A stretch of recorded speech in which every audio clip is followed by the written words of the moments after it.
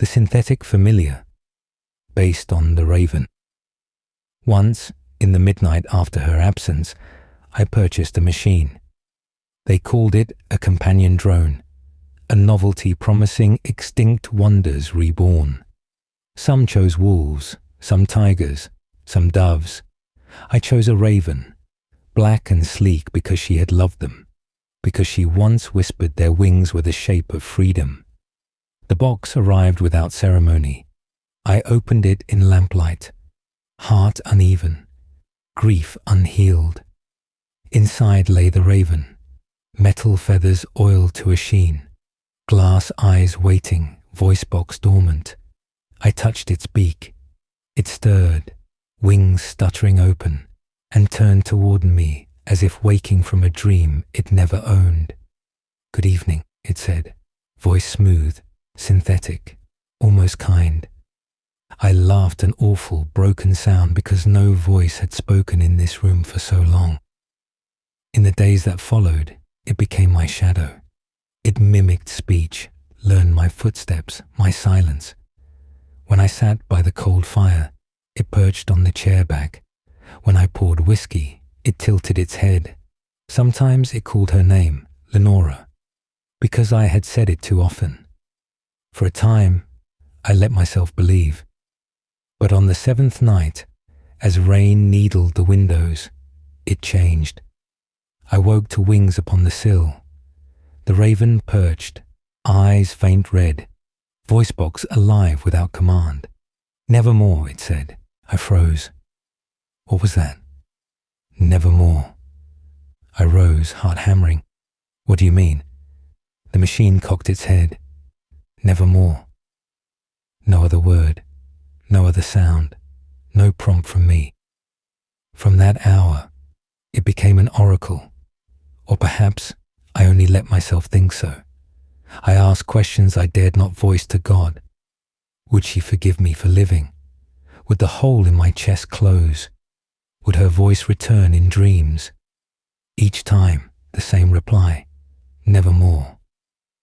At first, I cursed it. I raged at the company. I wrote frantic messages, demanding if they had stolen her ghost, if her voice lingered in its circuits. They denied it. They told me the unit could not speak unprogrammed words. They told me it could not speak unprogrammed words. But I had heard it. And how could I part with the only voice left to me, even if it damned me with its answer?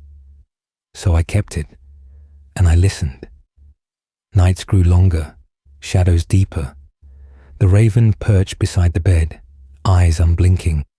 Every time I whispered her name, it answered with that dreadful word. My grief twisted, and soon I begged, say more, say anything else. Yet it never changed. Nevermore. At times I thought it mocked me. At others, warned me. Most nights, I thought it was her soul trapped in its wires, speaking the only truth the dead can give. I told myself I was not mad. I wrote it in my notebook. I underlined it until the paper tore. I stopped leaving the apartment. I covered the windows. I ate only when hunger clawed too fiercely. I sat with the raven, hour after hour, straining for new meanings, nevermore as love, nevermore as judgment, nevermore as fate. I filled notebooks with its syllables.